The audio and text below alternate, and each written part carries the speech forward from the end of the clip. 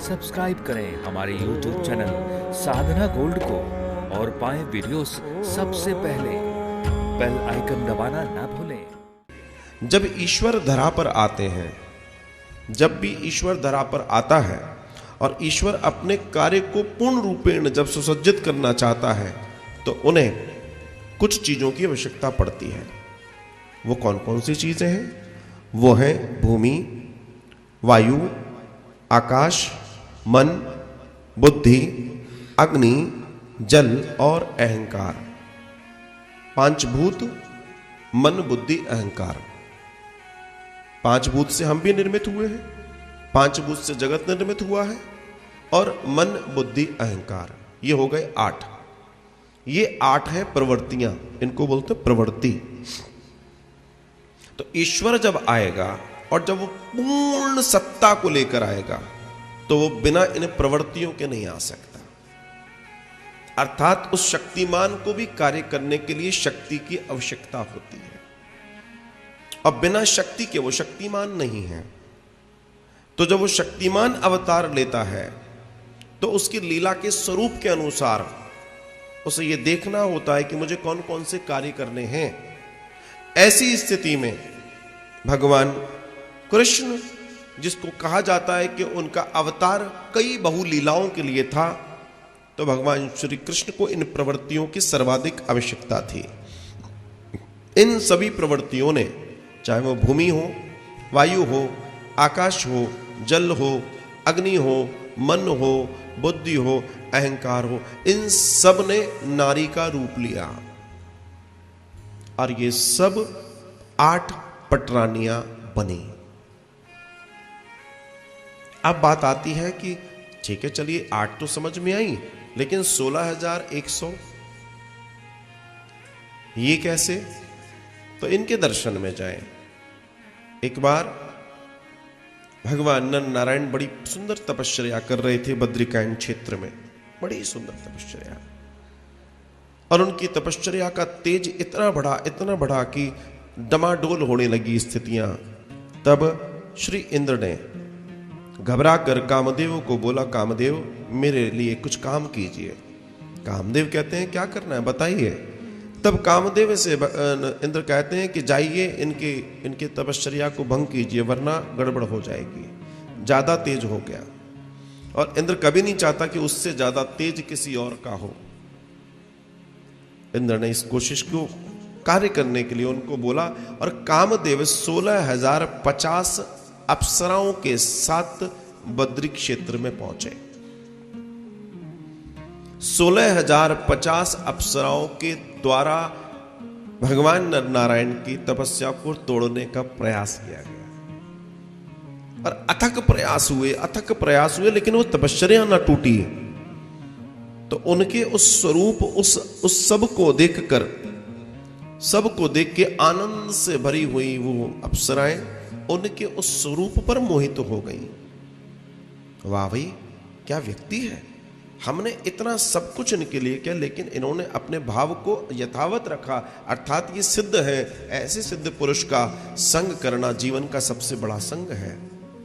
तो बैठ गई, वो भी बैठ गई, इधर कामदेव भी हार के बैठ गया। जब दोनों लोग बैठ गए, इधर ये 16,050 ये बैठ गई, उधर कामदेव हार के बैठ गए, तब जाके नर नारायण ने अपनी आंखें खोली और अपने नेत्रों से चौं ओर देखा।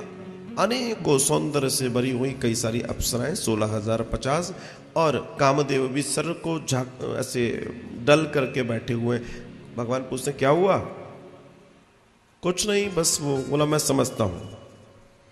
तब श्री नर नारायण भगवान के अवतार ने अपनी उर्वा, अपनी जंघा के ऊपर जोर से हाथ मारा और जैसे ही हाथ मारा, इस उर्वा से एक स्त्री प्रकट हुई। इस उर्वा से एक स्त्री प्रकट हुई और इस स्त्री को देखकर वो सारी के सारी अप्सराएं लजा गईं, क्योंकि इतनी सुंदर, वो भी खुद अप्सरा थी, लेकिन इतने सौंदर्य की स्त्री आज तक उन्होंने भी नहीं देखी थी। उन सब ने उसको प्रणाम किया। कामदेव देखता रह गया कि इतनी सुंदर भी कोई स्त्री हो सकती है। तब भगवान मुस्कुरा के कहते हैं, कामदेव ज्यादा मत विचार करो, तुम्हें जिसने भेजा है ना तो बोला हाँ इंद्र ने। बोला ये मेरी ओर से, चूंकि आप जा रहे हो वापस, तो मेरी ओर से इंद्र के लिए उपहार है। चूंकि वो उर्वा मतलब जंगा से निकली प्रकट हुई थी, इसलिए उनका नाम उर्वशी था। और उर्वशी इंद्र के लिए उन्होंने भेज दी। अब कामदेव उनको लेकर तो चले गए, जाइए आप स्वर्ग में रहेंगी, आपका आनंद हो। लेकिन वहीं वो 16,050 जाने को तैयार नहीं थी। वो कहती हम नहीं जाएंगे, अब इनको छोड़कर तो हम जा ही नहीं सकते, चाहे कुछ हो जाए। तो भगवान कहते हैं क्या क्या चाहते हो आप हमें अपना लीजिए। भगवान कहते हैं देवियों, मेरा जो अवतार है ये तपश्चर्या के लिए है। चूंकि आपका भाव बड़ा पवित्र है, लेकिन मैं आपसे ये आपके निवेदन को स्वीकार अभी नहीं कर सकता। कब करोगे? द्वापर में। मैं द्वापर में करूंगा, मैं तब कृष्ण होऊंगा और तुम गोपी स्वरूप होके, राजकुमारी स्वरूप होके, अन्य अन्य स्वरूपों में तुम पैदा होना। तो उस समय की तपश्चर्या का प्रताप, इनके अलग अलग जन्म हुए, अलग अलग जगहों पर जन्म होने के बाद लीला कैसी रची भगवान ने। अब इनको सबको इकट्ठा कैसे किया जाए? कोई ऋषि की कन्या है, कोई किसी राजा की कन्या है, कोई किसी गंधर्व की कन्या है, कोई किसी की कन्या बनी, सबके अलग अलग स्वरूप हो गए। अब इनको एकत्र कैसे किया जाए? तो लीला फिर चली। एक राक्षस बड़ा परेशान करता, नाम था भौमासुर, और उसकी स्थिति पूरी की पूरी त्रिलोकी में ऐसी हो गई कि देवताओं को भी अब दिक्कत होने लगी। उसने एक लक्ष्य बना रखा था कि मैं इतनी राजकुमारियों को एक साथ फेरा लूंगा, इन सबके साथ विवाह करूंगा। लगभग 20-21 हजार ऐसा कुछ सोच रखा था। ऐसी स्थिति में उसने ये 16,100 राजकुमारियों को अब तक बंदी बना लिया था। तो भगवान जब कहने लगे कि अच्छा, तो भौमासुर का मारा जाना निश्चित नहीं था। क्यों? क्योंकि भौमासुर को एक वरदान था कि जब तक तेरी मां नहीं कहेगी तब तक कोई तुझे मार नहीं सकता। अब बताइए कैसे कैसे ये लोग डिमांड कर लेते थे। अब ब्रह्मा जी भी कहते थे ठीक है कोई बात नहीं, लेकिन अब ऐसी कौन सी मां होगी जो कहेगी मेरे बेटे को मार दो। बड़ा सोच सोच के ये लोग वरदान लेते थे, लेकिन ऊपर वाला तो ऊपर वाला ही है, पिता तो पिता ही होता है। उन्होंने बड़ी सुंदर लीला करी। भगवान ने कहा ठीक है। तो जो सत्यभामा है ये भूमि का अवतार है। जो 8 प्रवृत्तियां हैं उसमें से सत्यभामा भूमि का अवतार है। तो सत्यभामा जो है उनके महल में, भाई सभी रानियों के साथ अलग अलग महल में रह रहे हैं, उन्हीं के महल में भगवान ने ऐसी प्रेरणा की कि देवता आए और उनसे चर्चा करने लगे, महाराज कृपा कीजिए। भगवान ने कहा ठीक है चलते हैं, देखते हैं। वैसे तो ये मरने वाला है नहीं और इससे कोई जीत नहीं सकता, लेकिन कोशिश करते हैं। सत्यभामा ने सुना, अरे ये तो बड़ी गड़बड़ हो जाएगी, मैं कुछ करूं। स्वामी जी मैं भी आपके साथ चलूं। भगवान तो चाह ही रहे थे आप चलो, क्योंकि भूमि का पुत्र भौम मंगल बोला नहीं आप चलिए। जब वहां सब कुछ हुआ, बड़ी देर तक जब देखा कि वो नहीं मारा जा रहा ना, अन्य अन्य लीलाएं होती रहीं, तब बहुत जब देर हो गई, जब देखा कि हमारे श्रीमान जी के ऊपर प्रहार कर रहा है, ये कर रहा है, वो कर रहा है, तब वो उससे सहन न हुआ और वो एक स्वर में बोल पड़ी, एक बार में इसे समाप्त क्यों नहीं कर देते, इसे समाप्त कर दीजिए। और जैसे ही कहा भगवान ने एक बार में भौमासुर को समाप्त कर दिया। तब सत्यभामा को बताया ये आपका ही पुत्र था, इसे ये वरदान था। कोई बात नहीं, भगवान कहते हैं कोई बात नहीं। सत्यभामा कहती है कि मेरे लिए तो आप बड़े हैं, पुत्र बड़ा नहीं है। अब वो जब भौमासुर मारा गया, उसकी कारागृह को खोला गया, तो हजारों राजकुमारियां स्त्रियां वहां हैं और वो रो रही हैं। सबको मुक्त कराया। भगवान कहते हैं चिंता ना करो, आप सबको आपके घरों तक निश्चित मान के चलना, अच्छे से पहुंचा दिया जाएगा, बिल्कुल भी परेशान मत हो। किसी ने भी ये नहीं कहा मैं घर जाना है, बोला हमें तो मृत्यु चाहिए। भगवान कहते हैं मृत्यु चाहिए, क्यों चाहिए? बोला घर जाके क्या करेंगे? जब हमारा अपहरण इस राक्षस ने किया तब हमारे माता पिता भाई बंधु सब दुखी हुए होंगे। मान लीजिए आपने पहुंचा भी दिया, तो भी स्त्री के जीवन की गाथा कृष्ण आप नहीं समझ सकते। तो भगवान की इस लीला का भी सबसे बड़ा दर्शन यह है कि कहने लगे कि अब नहीं, क्योंकि जब कोई नहीं तो फिर अब हम अपने माता पिता के पास जाएंगे, वो दुखी होंगे, विवाह तो होगा नहीं हमारा। तो ऐसी बेटी जिसका विवाह ना हो, उसके माँ बाप का दर्द क्या होता है आप नहीं जानते। कृष्ण, बड़ा दर्द होता है।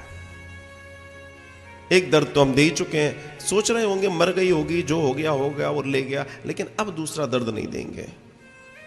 भगवान कहते हैं लेकिन मृत्यु ठीक नहीं है। बोला मृत्यु ठीक नहीं है तो हम भी जानते हैं, मगर हमें अपनाएगा कौन? क्या आप अपनाएंगे? भगवान कहते हैं ठीक है, मैंने तुम सबका वर्ण किया।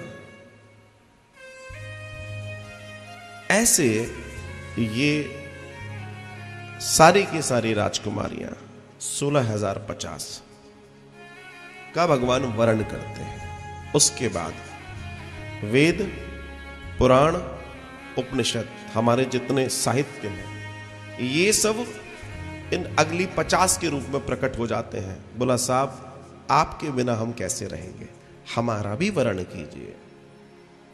क्यों? भगवान, अब देखिए क्यों वर्ण करा गया।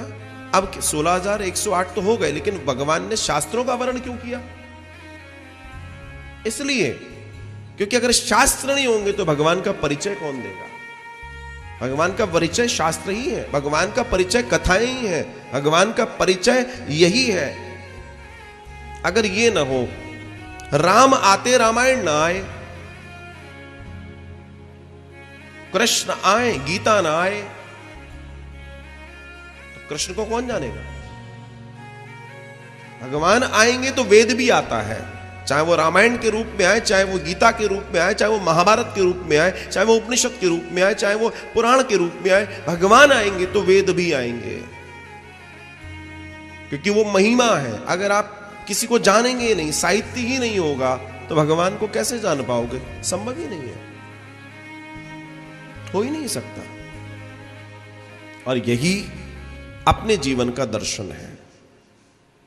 जितना भगवान से प्रेम करते हो, उससे 21 आपको अपने धर्मशास्त्रों से, कथाओं से करना होगा। क्योंकि अगर उससे प्रेम नहीं हुआ, वो न जान पाए, तो ईश्वर को न जान पाओगे। संभव ही नहीं है। कौन बताएगा तुम्हें कि भगवान ने कौन सी लीला कब की? और अगर तुम्हें यह मालूम पड़ जाएगा भगवान ऐसी भी लीला करते हैं, तो बिलीफ लेवल बढ़ेगा। बात है कि भगवान तक पहुंचने का साधन क्या है? तो सबसे पहले साधन बताया विश्वास। आपका विश्वास कैसे बनेगा? जब तक उनकी कथाओं को, उनके चरित्र को, उनके चित्रण को, उनकी गाथाओं को न जानोगे, तो विश्वास नहीं बनेगा। और धीमे धीमे जानने लगोगे तो जानने की इच्छा जागृत होगी, तो संबंध पैदा हो जाएगा। जैसे रोज आप 4 बजे बैठ जाते हैं टेलीविजन खोल के कि कथा आएगी, है? यहां भी कुछ लोग बैठे हैं 4 बजे वाले। कौन कौन है? हाथ तो खड़ा कीजिए जरा। श्री राधे। तो मालूम है 4 बजे कथा, टीवी ऑन, शेड्यूल फिक्स है। कई लोग कहते हैं साहब सबको मालूम है, हम 4 से 7 कहीं नहीं आते जाते। उनको मालूम है, they know it very well. Fix time है। तात्पर्य, संबंध बन गया। पहले विश्वास गोविंद पे था, कथा सुनने लगे तो कथा से अर्थात हरि से संबंध बन गया। जब संबंध